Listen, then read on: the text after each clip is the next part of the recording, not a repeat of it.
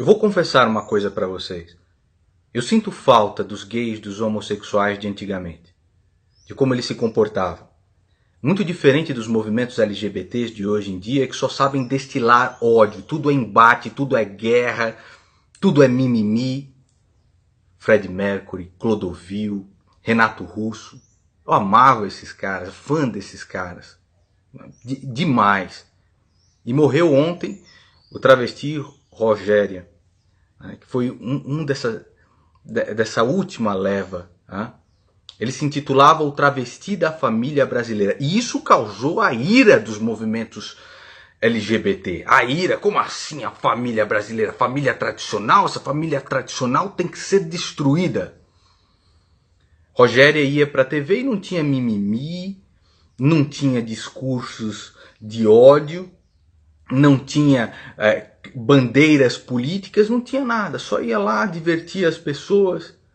Numa época em que ser travesti realmente era muito difícil. Se assumir gay era muito difícil. E dizia, com orgulho, meu nome é Astolfo, eu sou homem, porra. Era isso que o travesti Rogéria falava. E gerava o ódio, né, dos movimentos LGBTs. Ela foi perseguida pelos movimentos LGBTs. Tá aqui algumas frases dela. Mulher, porque a mulher, você tem que respeitar muito a mulher. Se você está aqui hoje, é porque saiu dentro de uma mulher. Porque as pessoas sempre perguntam, Rogéria, eu digo, eu não tenho uma vida de bicha triste para contar. Desculpe. Tá brincando. Eu dou uma porrada nos garotos. Que eu não sou transexual, eu sou homem. E por causa dessas frases, justamente ela era perseguida. Ela falou o seguinte, um travesti precisa de inteligência e talento para saber que não é mulher de verdade. Só tenho duas preocupações com o visual, não parecer uma prostituta, nem homem vestido de mulher, declarou.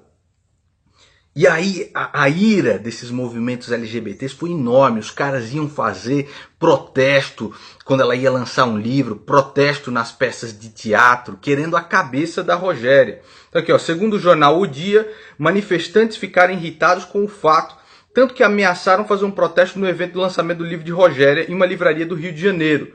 Já Dandara Vital, uma atriz trans, levantou um cartaz durante uma peça com as palavras Rogéria, quantas mulheres trans você ajudou a matar hoje?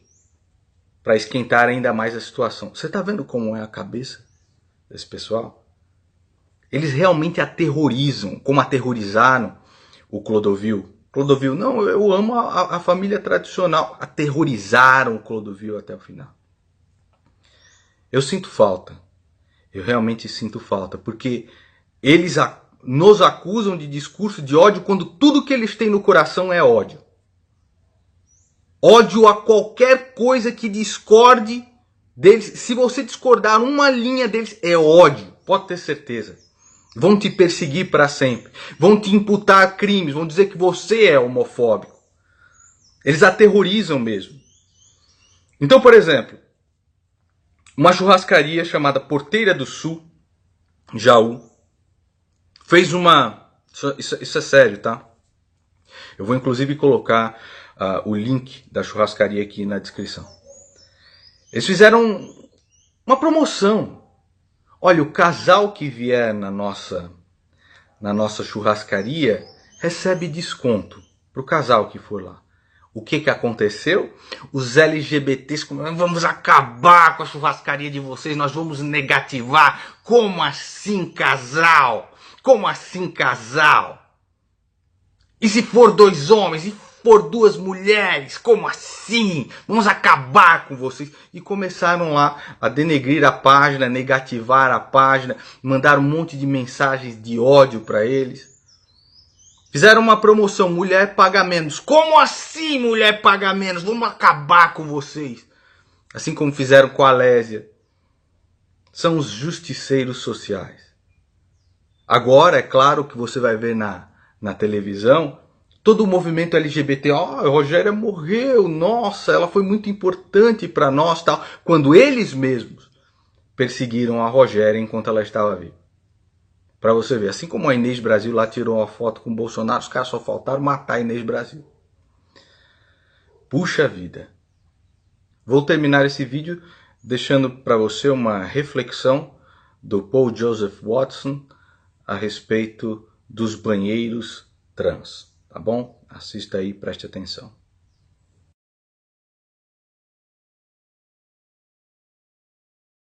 Leftists are angry over HB2, a North Carolina bill that would, God forbid, require people to use public bathrooms that correspond with the gender they were born.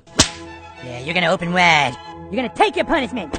That's right, get ready! The bill doesn't force any private businesses to use the same rules. They can allow transgender people to use whichever bathroom they choose. Roughly 0.3% of the US population is transgender. So passing this bill may result in a tiny fraction of the population being somewhat embarrassed for a few minutes at having to use a bathroom that corresponds with their biological gender. Boo-hoo! Now think about this. Transgender men who actually make the effort to look like women won't even get noticed if they use the women's bathroom anyway. The only people that this bill will negatively affect is creepy perverts who throw on a dress so they can go and masturbate in the girls' locker room. But then again, progressives are trying to redefine pedophilia as an alternative sexual preference, so it's no surprise they're so angry. And guess what? One of the leaders of the opposition to this bill is a convicted sex offender. Imagine my shock. Look, you can identify as Barney the Purple Dinosaur for all I care,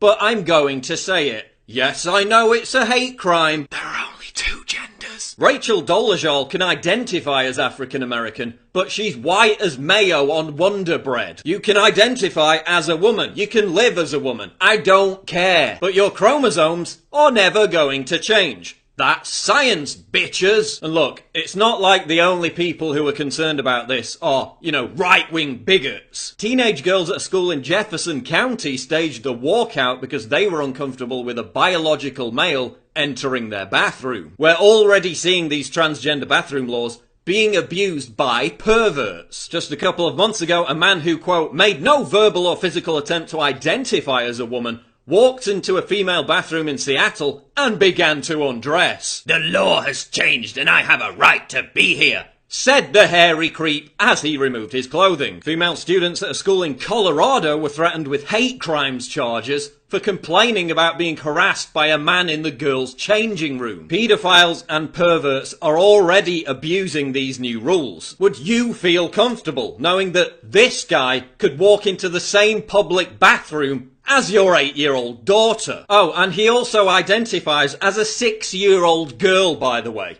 Would you feel comfortable with him hanging around the playground? Well, I have a mommy and daddy, adopted mommy and daddy, who are totally comfortable with me being a little girl. But he identifies as a child. So your discrimination is hate speech. North Carolina Lieutenant Governor Dan Forest said he received, quote, multiple calls from women who had been sexually abused in a bathroom and were traumatized at the prospect of men being allowed in. So where are the rape culture obsessed feminists to defend the safety of women? Oh, that's right, they don't actually care about women being raped unless the perpetrator is a white cisgendered male. Former Beatle Ringo Starr cancelled a gig in North Carolina to protest against the bathroom bill. And he's a giant fucking hypocrite. If Ringo Starr is so concerned about LGBT rights, why did he play a gig in Russia where being homosexual is described as a mental illness and gay people are arrested for protesting? Bryan Adams also cancelled a gig in Mississippi to protest against a bill there that would allow people with religious objections to deny wedding services to same-sex couples. If Bryan Adams is so worried about the treatment of people with different sexual orientations,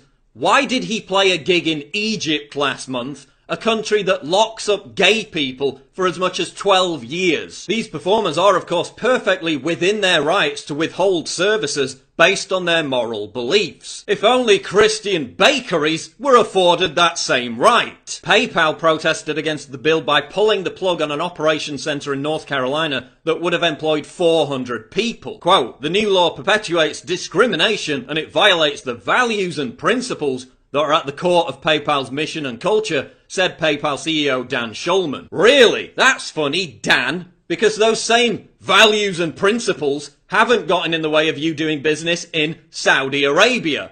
a country that beheads homosexuals. Coca-Cola, Starbucks, Microsoft, Google and numerous other companies signed a letter decrying the North Carolina bill. Yet their deep concern for LGBT rights just seems to disappear when it comes to doing business in Kuwait, where cross-dressing and gay sex is punishable by 10 years in prison. CNS News asked all these companies why they opposed the North Carolina bill, while simultaneously conducting business with countries that lock up and execute transgenders and gay people. They got no response. This transgender bathroom controversy has nothing to do with human rights. It's yet another example about how out of control virtue signalling and political correctness is putting people's privacy and their personal safety at risk. Like obese people who want doors and airplane seats widened. You can't demand that the rest of society completely changes to accommodate your fringe lifestyle choice and then cry, oppression, when it refuses to do so.